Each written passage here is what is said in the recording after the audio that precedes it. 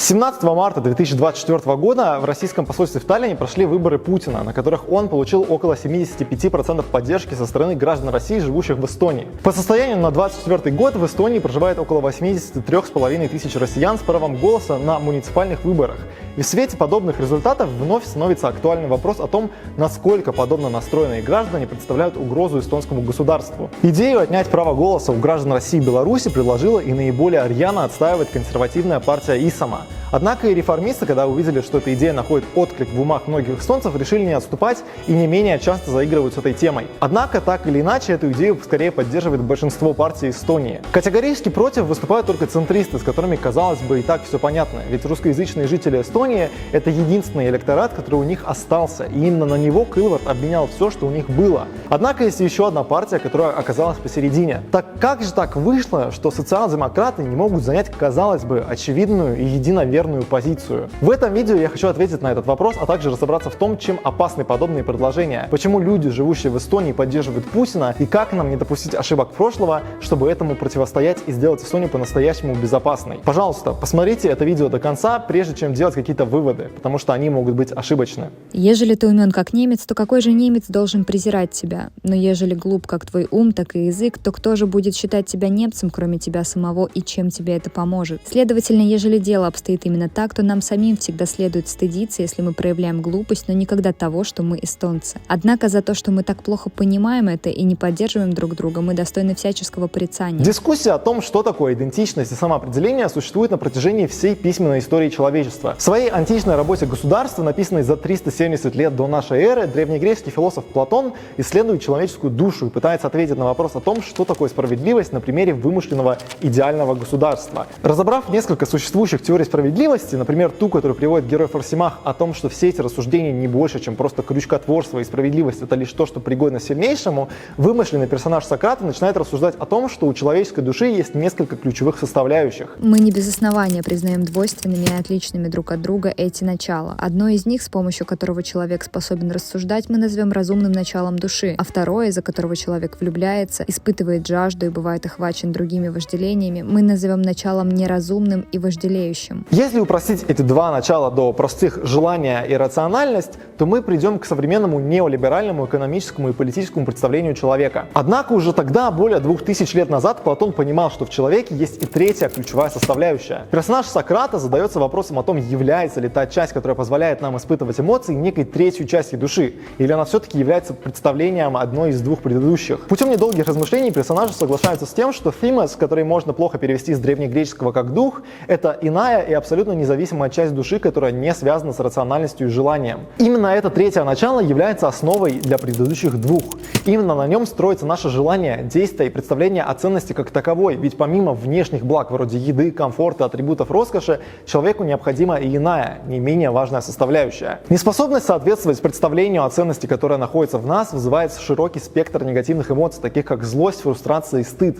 Например, герои Платона обсуждают историю, где Леонтий, считавший разглядывание трупов делом недостойным, не мог противостоять собственным желаниям и из-за этого впоследствии был зол сам на себя. Но помимо того, как мы сами себя оцениваем, гораздо чаще на нас оказывает влияние то, как нас воспринимают окружающие. Человек, который чувствует признание со стороны общества, испытывает гордость и удовлетворение, в то время как люди, которые не могут соответствовать своим ожиданиям, испытывают гнев, как в случае с Леонтием. А те, кто не могут соответствовать ожиданиям окружения, испытывают стыд и неудовлетворенность. Именно этого, к сожалению, не понимает уже не первое поколение политиков как во всему миру, так и в Эстонии в частности.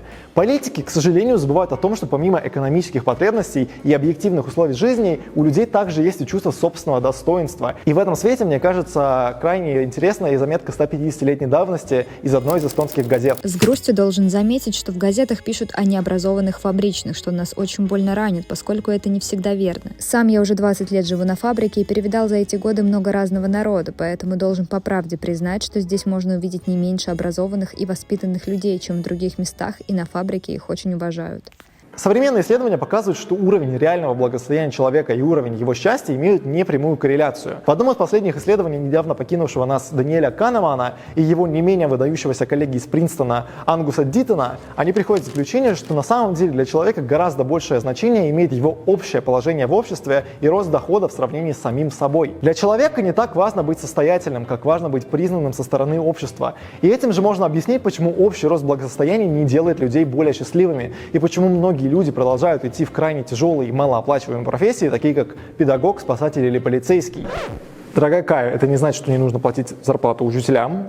Это значит, что всем людям нужно понимание и уважение их ценностей и проблем. И когда общество не может удовлетворить эту потребность, в какой-то момент неудовлетворенная часть общества отдаляется и начинает противопоставлять себя всем остальным. Во время индустриализации люди по всей нынешней территории Европы покидали свои привычные коммуны и в поисках лучшей жизни переехали в города, где от прежней жизни не было и следа. Немецкий социолог Фердинанд Тönnies охарактеризовал это как переход от Gemeinschaft к Gesellschaft, то есть от общества к социуму. В то же время бурный экономический рост требовал, чтобы иерархическое общество, которое состояло из бесчетного количества юрисдикций, которые были зациклены сами на себе, превратилось в свободный рынок, где идеи, ресурсы и люди могут беспрепятственно передвигаться. Вопреки ожиданиям многих консерваторов, именно на принадлежность людей к общей культуре и обществу заключается национальная идентичность человека, а не на историческом месте жительства, генетике или паспорте, который в современном виде и вовсе появился только во времена Первой мировой войны и Лиги наций. Перемешиванием идей, мнений, культур и религий, языков и диалектов у людей начала появляться потребность в самоидентификации и признании со стороны остального социума. Gemeinschaft представляет из себя небольшой монолит,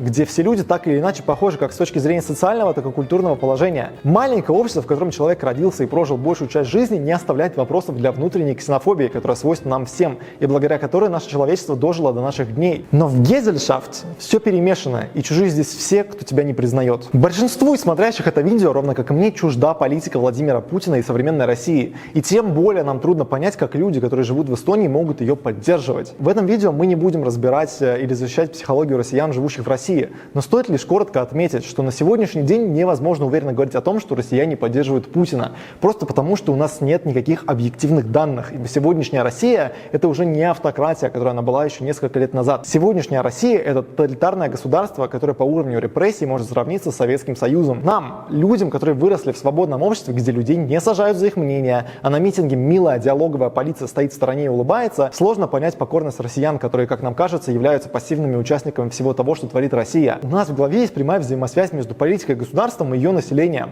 Мы привыкли, что государство представляет интересы ее жителей, но это абсолютно не тот случай, который можно применить по отношению к России. Когда эстонские и европейские политики предлагают запретить въезд россиянам, отнять у них какие-то сервисы или конфисковать имущество, они упускают одну главную вещь. Гражданин России не в состоянии влиять на политику государства, потому что Россия — это не демократия. В ином случае это выглядит крайне нелепо и местами даже глупо, когда люди наших с вами взглядов с одной стороны порицают россиян за то, что те верят в российскую пропаганду, а с другой стороны поддерживают ее нарратив о том, что все россияне за Путина. Или с одной стороны говорят, что выборы Путина нелегитимны, оппозиция не допущена, а результат все равно нарисуют. А потом Урмас Рейнсел уходит с умным видом и говорит о том, что все те, кто пришли к посольству, якобы легитимизируют эти выборы. Дорогие друзья, российская пропаганда работает не только на россиян, которые смотрят Первый канал, но и на всех тех, кто верит в ее нарратив. Идея о том, что все россияне поголовно поддерживают Путина, а против выступают те самые 2% оппозиции. То есть вечные 2% дерьма.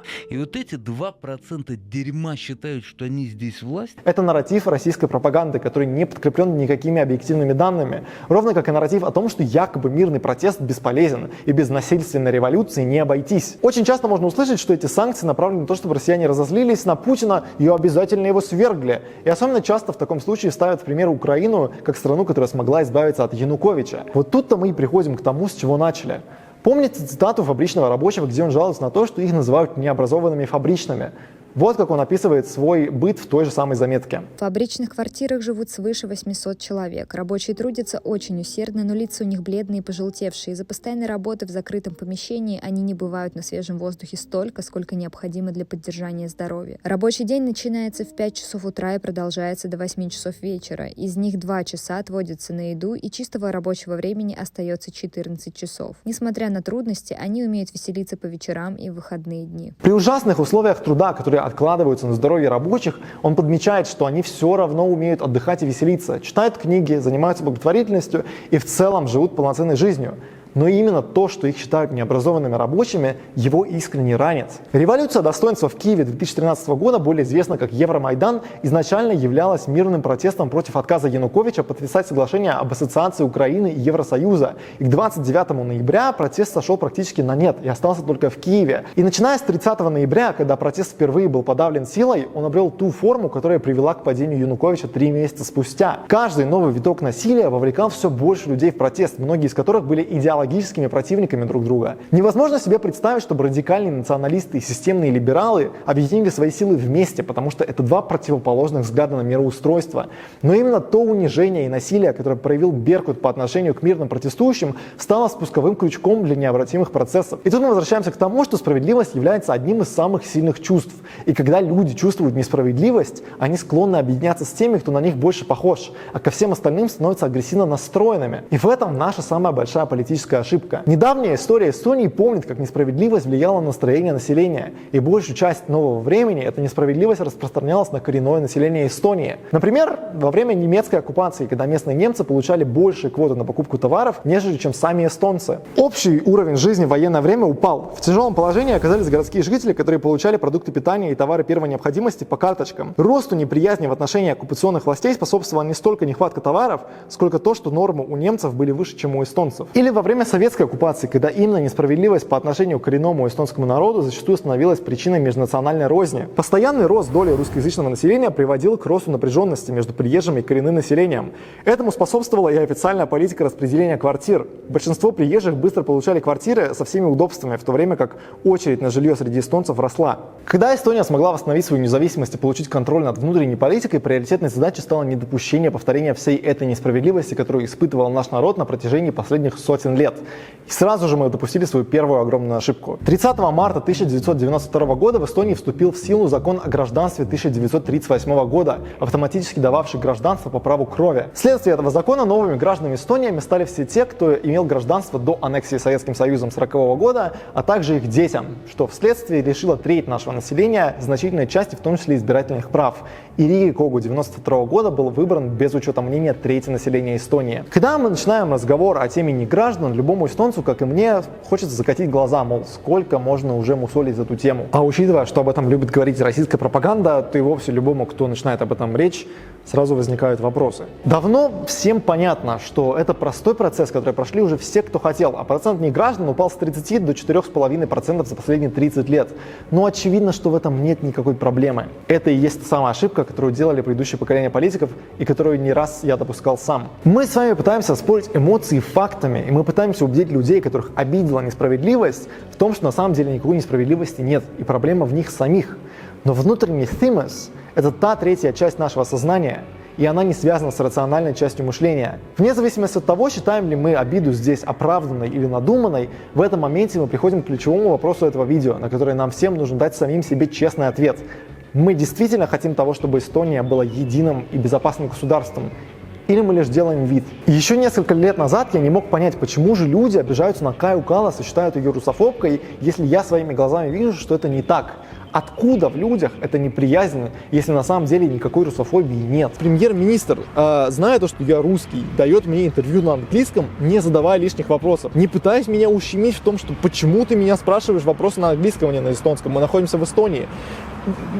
Даже на таком уровне я не чувствую никакого ущемления. Я не мог понять людей из комментариев, потому что слова и действия Каллас не касались моей идентичности, и я не чувствовал, что они меня задевают. Я рассматривал ее слова и действия с рациональной точки зрения, а не с эмоциональной. Когда Кая Каллас говорила о том, что граждан России нужно сюда не пускать, я говорил о том, что это глупость, но я не считал, что эти действия должны хоть как-то задевать местных русскоязычных. Ровно как и демонтаж танков в Нарве я назвал бесполезной и популистской мерой, но я не мог ассоциировать себя с теми, для кого этот танк является частью идентичности.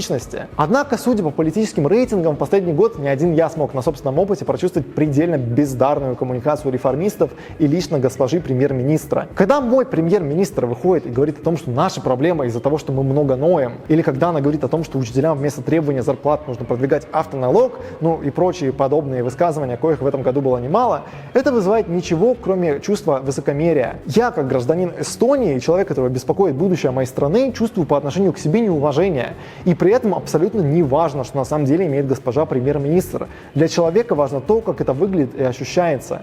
Здесь дело далеко не в фактическом правительстве или законотворческих процессах, на что в последнее время часто любят ссылаться реформисты и Есть-200. Дело здесь именно в отношении к чужим проблемам. Людям нужно понимание и признание их проблем. Людям нужно чувство, что государству и политикам есть до них дело. Социал-демократы находятся ровно в той же лодке, что и реформисты. Более того, именно социал-демократы были единственной партией в Эстонии, которая в своей предвыборной программе обещала поднятие налогов. Однако именно социал-демократы выросли в своей поддержке почти вдвое. Не нужно держать людей за стадо баранов, которые недостаточно умны для того, чтобы понимать необходимость налогов и прочих реформ. В Эстонии уровень школьного и среднего образования является одним из самых высоких в мире. Более того, именно образование и культура являлись одним из главных наших ценностей со времен появления национального сознания эстонцев. Эстонский народ прекрасно понимает сложность политической конъюнктуры и проходил через гораздо более тяжелые времена, чем сегодняшний сравнительно небольшой кризис. Экономическая ситуация, в которой мы сегодня имеем, является вторичной причиной провала и непопулярности сегодняшнего правительства. Первичная причина – это наплевательская коммуникация и высокомерные отношения. Так и причиной провала интеграции является сама формулировка задачи, ведь интеграция предполагает, что некий инородный объект станет частью общего целого. Однако никто не хочет чувствовать себя второсортным субъектом, который почему-то должен измениться. Мне понятна цель интеграции, ровно как и большинству из смотрящих это видео очевидно, насколько это важный и необходимый процесс. Ровно так же, как и перевод образования на эстонский язык. Ведь нет сомнения, что это необходимый шаг, который в первую очередь полезен самим русскоязычным детям. Но для того, чтобы успешно добиться этих целей, необходимо понимание их необходимости со стороны самих людей. С ними необходимо разговаривать, и к их проблемам и тревогам необходимо прислушиваться, потому что этого требует наш внутренний thymos. И до тех пор, пока человек не чувствует понимания и признания, он не будет к вам настроен лояльно или дружелюбно. Социал-демократы не хотят отбирать право голоса у россиян, потому что, как верно заметил Ляномец, эта идея противоречит тем целям, которые заявлены. Более того, мы оказываемся в сюрреалистичной ситуации, где ИСАМА пытается влиять на решение правительства, в которое оно не входит, путем манипуляций на переговорах муниципального уровня. И делая это, оно прикрывается тем, что якобы иначе россияне смогут повлиять на решение правительства.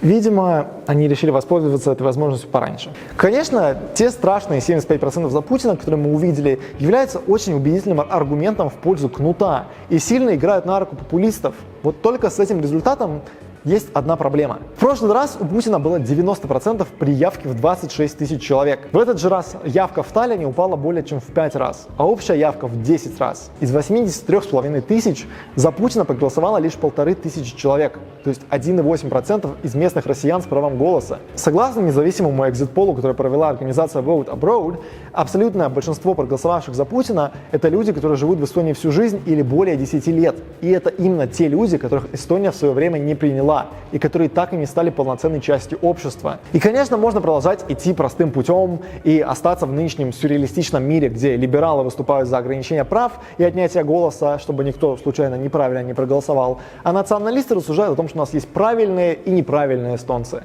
А можно, наконец-то, повзрослеть как нация и заняться решением проблем, а не заметанием их под ковер. Характерная деталь, которая также выявилась во время экзит-пола, так это то, что люди, которые поддерживают Путина, в большинстве своем отказывались отвечать на вопросы. И это очень наглядный пример того, к чему приводит наш нынешний подход. Он не способен воздействовать на мнение людей, и он их не переубеждает, он их запугивает и заставляет молчать, что, конечно, с точки зрения местных твиттерских активистов является наилучшим результатом, возможным с этим нерадивым людям, но важно помнить, что это не решило никакой проблемы, это лишь убрало ее из нашего поля зрения. Сила и стойкость либеральной демократии в том, что каждый человек может в легальном поле проявлять недовольство и чувствовать, что с ним считаются. Это естественный механизм для выхода пара и напряжения. Но если вы отнимаете у людей легальную возможность заявить о себе, то это и есть наибольшая опасность, ведь может на бумаге-то и станет лучше, а вот в реальности это будет бомбой замедленного действия. Те граждане России, которые переехали в Эстонию недавно, сделали это осознанно и выбрали нашу страну, потому что они хотят здесь жить. Они лояльны Эстонии, и большинство из них планируют тут остаться или даже получить гражданство. А то поколение россиян, с которыми якобы пытается бороться ИСАМА, поголовное, имеет постоянный вид на жительство и никуда из Эстонии не уедет, потому что многие из них здесь родились и прожили большую часть жизни. Если мы действительно беспокоимся о безопасности Эстонии,